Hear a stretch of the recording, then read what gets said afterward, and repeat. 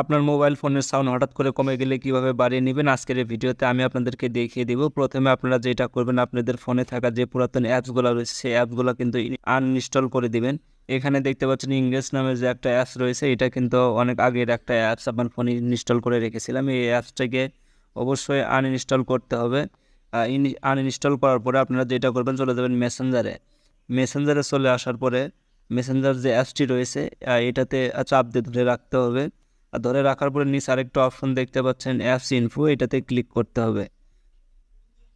এটাতে ক্লিক করব। এটাতে ক্লিক করার পর এখানে দেখতে পাচ্ছেন স্টোরেজ অ্যান্ড সিস নামের একটা অপশন রয়েছে, এটাতে ক্লিক করতে হবে।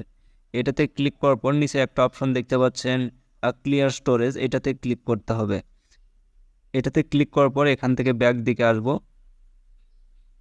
ব্যাক দিকে আসার পরে এখানে দেখতে পাচ্ছেন ফোর স্টপ অপশন রয়েছে, এটাতে ক্লিক করে ব্যাক দিকে চলে আসবো। ব্যাক দিকে চলে আসার পরে ফোনের যে ভলিউমের সমস্যা সেটা কিন্তু আর থাকবে না। তো ভিডিওটা যদি আমার ভালো লাগে অবশ্যই আমার ফেসবুক পেজটিকে ফলো করবেন, এবং যারা আমার ইউটিউব থেকে দেখছেন অবশ্যই সাবস্ক্রাইব করে সাথে থাকবেন। ধন্যবাদ সবাইকে।